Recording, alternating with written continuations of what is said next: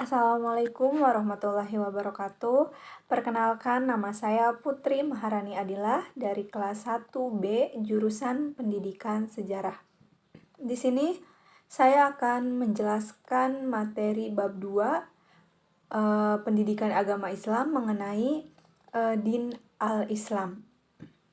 Pertama, saya akan menjelaskan definisi dari ad-din. Ad-din dalam bahasa Inggris sering diterjemahkan ke dalam sebagai religion atau agama dalam bahasa Indonesia. Jika diperiksa secara seksama, masing-masing istilah itu sebenarnya memiliki perbedaan yang cukup mendasar. Secara etimologis, agama dalam bahasa Indonesia berasal dari bahasa Sanskerta, yaitu tidak, dan gama, pergi atau berubah. Agama berarti tidak pergi, tetap di tempat dan tidak berubah. Ia adalah tuntunan norma atau ajaran dalam teks atau kitab suci yang langgeng, yang dimana diwarisi secara turun-temurun sebagai pedoman hidup bagi penganutnya. Sedangkan dalam tradisi Islam sendiri, din agama adalah peraturan Allah, pedoman hidup yang berasal dari Allah, tidak disebut agama. Peraturan ilahi yang menghantarkan orang-orang sehat atas kehendak mereka sendiri untuk menuju dunia akhirat. Dalam terminologi agama atau religion itu menurut Endang Saifuddin selalu terkandung sistem kredo atau tata kepercayaan, adanya sesuatu yang mutlak di luar manusia. Yang kedua itu sistem ritus, yaitu peribadatan manusia kepada yang mutlak itu, dan sistem norma yang mengatur hubungan antar sesama sesuai kepercayaan. Sedangkan menurut Narun Nasution menyebutkan beberapa penting dalam suatu agama, yaitu ada empat. Yang pertama, kekuatan gaib manusia. Yang kedua, yaitu adanya keyakinan manusia bahwa kesejahteraan di dunia ini dan hidup di akhirat tergantung pada adanya hubungan baik itu. Yang ketiga, yaitu respon yang bersifat emosional dan dari manusia sendiri. Dan yang terakhir, yang keempat, yaitu paham adanya yang kudus dan suci. Selanjutnya, sedangkan peraturan agama sendiri sebagai peraturan ilahi ada 4. Yang pertama, dalam kehidupan manusia yaitu sebagai pemenuh kebutuhan rohani. Yang kedua itu sebagai sumber motivasi. Yang ketiga yaitu sebagai sarana pendidikan, sebagai pedoman hidup manusia. Selanjutnya yaitu mengenai pluralisme agama. Al-Quran sendiri mengakui pluralitas agama sebagai suatu realitas sosial yang tidak dapat diubah atau dibantah. Al-Quran mengungkapkan beberapa din yang dianut oleh manusia, antara lain yang pertama yaitu Islam, Yahudi, Nasrani, Majusi, Syafi'in, dan musyrikin.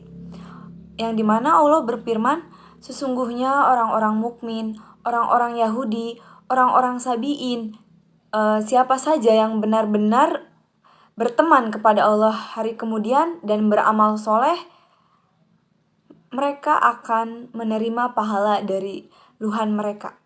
Mereka tidak khawatir dan tidak pula bersedih hati.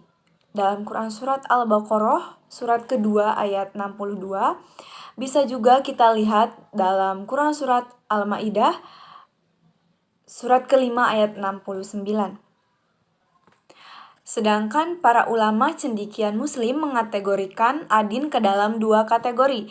Yang pertama yaitu din al-haq, yaitu din Allah atau din Islam yang berintikan ajaran tauhid yang terangkum dalam pernyataan la ilaha illallah, tiada Tuhan selain Allah.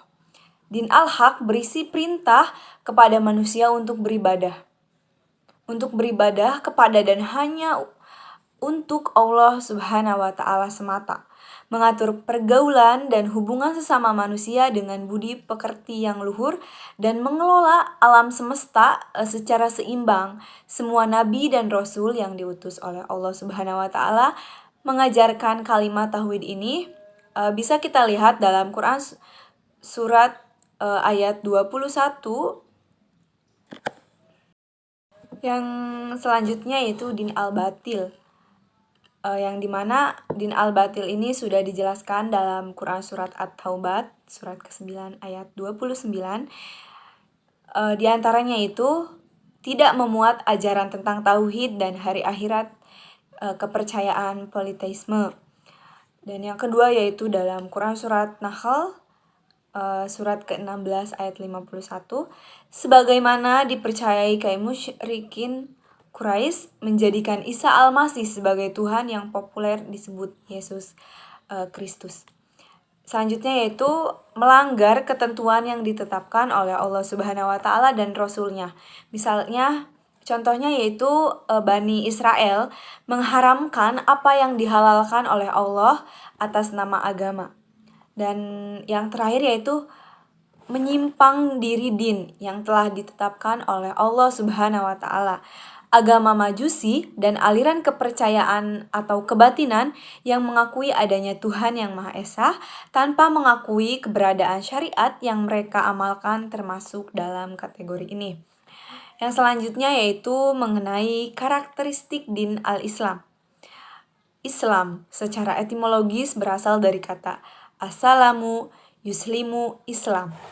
Artinya menyelamatkan, masuk dalam keselamatan, menyerahkan diri atau tunduk dan patuh. Adapun secara istilah, din al-Islam adalah peraturan ilahi yang diwahyukan oleh Allah Subhanahu wa taala kepada para nabi dan rasulnya, yang dimana dibawa oleh Rasulullah Muhammad SAW agar menjadi pedoman hidup untuk kebahagiaan manusia di dunia dan di akhirat. Pengakuan Islam diikrarkan melalui kesaksian Asyhadu alla ilaha illallah wa asyhadu anna Muhammadar Rasulullah. Aku percaya bahwa tiada Tuhan selain Allah dan aku membenarkan bahwa Muhammad adalah pembawa misi Allah. Implikasi dari kesaksian ini adalah bahwa kita harus mempercayai Allah sebagai satu-satunya ilah Tuhan dan menjadikan Alkitab atau Al-Quran sebagai pedoman hidup. Menjadikan Muhammad sebagai teladan dan prototipe ideal perilaku manusia, dan contoh teladan tersebut dapat kita lihat dalam biografi Sunnah Nabawiyah. Selanjutnya yaitu sistem ajaran Islam. Sistem ajaran Islam ada 3. Yang pertama iman, yaitu percaya. Yang selanjutnya yang kedua yaitu Islam, yang dimana Islam adalah agama Allah Subhanahu wa taala. Yang ketiga yaitu ihsan, yang dimana ihsan adalah yang terbaik. Mungkin cukup sekian dari saya mengenai pembahasan bab 2 yaitu Din al-Islam, mata kuliah pendidikan agama Islam dengan dosen pengampu Bu Wardatul Ilmiah MPD. Terima kasih, kurang lebihnya saya mohon maaf. Wassalamualaikum warahmatullahi wabarakatuh.